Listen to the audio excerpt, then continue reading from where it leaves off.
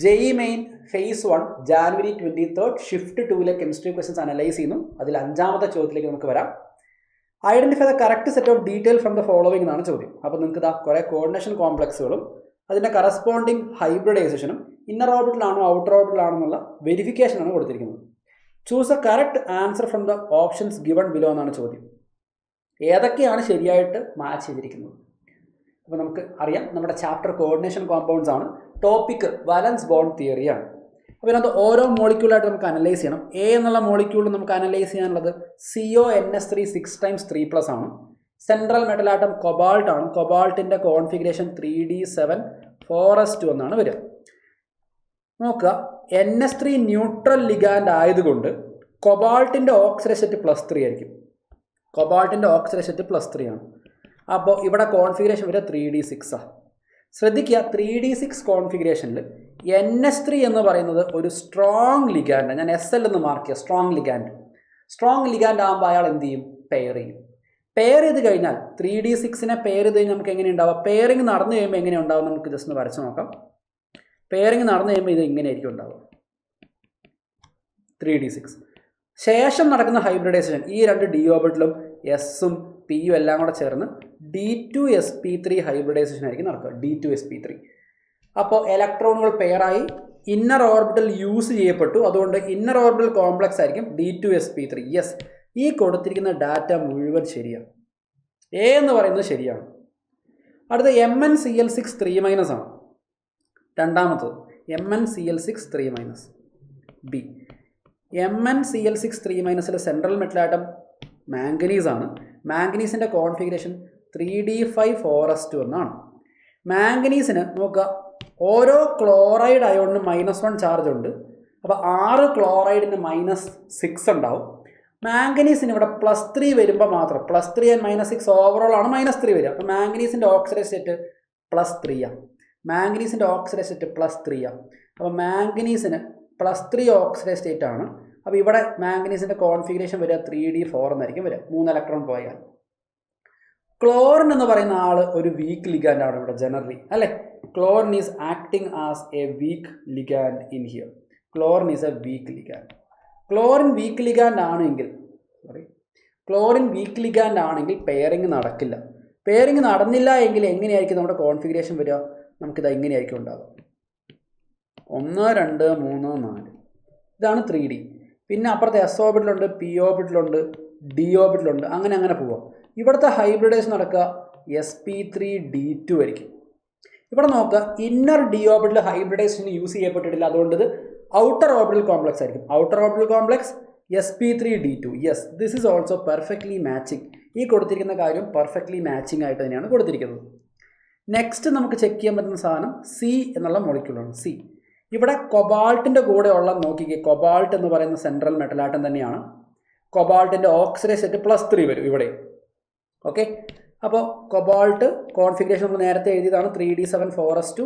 കൊബാൾട്ടിൻ്റെ oxidation set +3 ആണ്, CO3+. അപ്പോൾ 3d6 എന്ന് വരും. പക്ഷെ ശ്രദ്ധിക്കേണ്ട കാര്യം, ക്ലോറിൻ എന്ന് പറയുന്ന ആൾ ഇവിടെ ഒരു weak ligand. Chlorine is a weak ligand.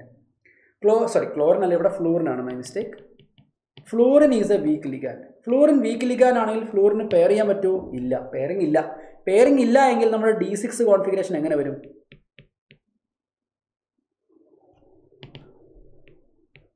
1 2 3 4 5 6 ഇങ്ങനെയായിരിക്കും കോൺഫിഗറേഷൻ വരിക.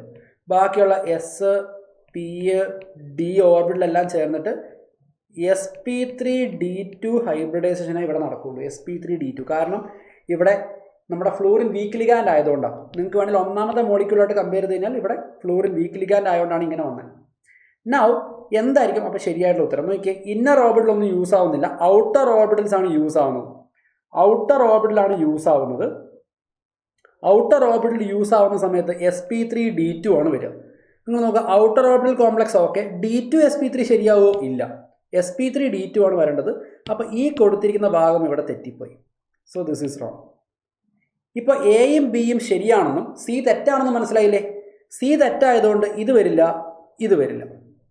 എയും C ഇതും വരില്ല, അല്ലേ? കാരണം C എന്നുള്ള ഓപ്ഷൻ തെറ്റാണെന്ന് മനസ്സിലാക്കി ഇതൊക്കെ നിങ്ങൾക്ക് ഒഴിവാക്കാം. നമ്മുടെ ആൻസർ എന്ത് വരും? ഓപ്ഷൻ 2 എന്ന് വരും. ഇത്ര ചെയ്യുമ്പോൾ തന്നെ നിങ്ങൾക്ക് ആൻസർ കിട്ടി. ഓക്കെ, ഇനി നമുക്ക് വേണമെങ്കിൽ ബാക്കിയുള്ള കേസ് കൂടെ അനലൈസ് ചെയ്ത് നോക്കാം. സിമിലർലി Fe(F6)3-, അപ്പോൾ ഡി മോളിക്യൂൾ എടുക്കുകയാണെങ്കിൽ അയൺ ആണ് സെൻട്രൽ ആറ്റം, കോൺഫിഗറേഷൻ 3d6(4s2) എന്ന് വരും. അയണിൻ്റെ ഓക്സിഡൈസ് സ്റ്റേറ്റ് Fe3+ എന്നാണ് വരിക. അപ്പോൾ കോൺഫിഗറേഷൻ 3d5 എന്നായിരിക്കും വരിക. ഓക്കെ, ഫ്ലൂറിൻ വീക്ക് ലിഗാൻഡ് ആണ്, അപ്പോൾ പെയറിങ് നടക്കില്ല. അപ്പോൾ കോൺഫിഗറേഷൻ ഇലക്ട്രോൺ കോൺഫിഗറേഷൻ ഇങ്ങനെയായിരിക്കും, 1 2 3 4 5 എന്നായിരിക്കും വരിക. അപ്പോൾ ഇവിടെ പെയറിങ് ഇല്ല.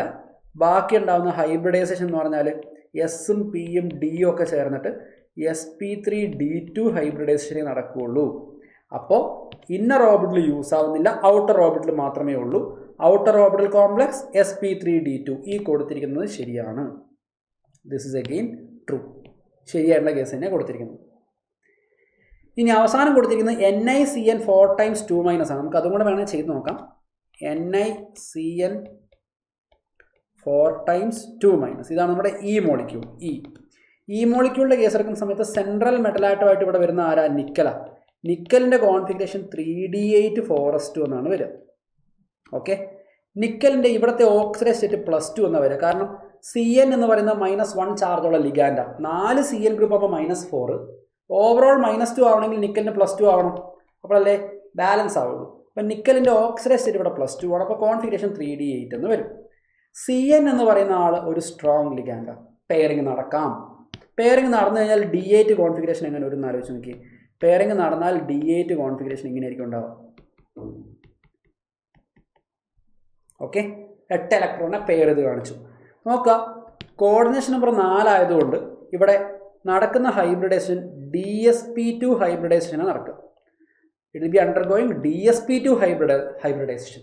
ഇന്നർ ഓർബിറ്റൽ യൂസ് ആയതുകൊണ്ട്, ഇന്നർ 3D യൂസ് ആയതുകൊണ്ട് ഇന്നർ ഓർബിറ്റൽ കോംപ്ലക്സ് എന്നാണ് വരിക. അപ്പോൾ ഈ കൊടുത്തിരിക്കുന്നത് നോക്കിയേ, ഇന്നർ ഓർബിറ്റൽ കോംപ്ലക്സ് sp3 തെറ്റിപ്പോയി, ഇത് തെറ്റി. ഇത് sp3 അല്ല വരേണ്ടത്, DsP2 എന്നാണ് വരേണ്ടത്. So this is wrong.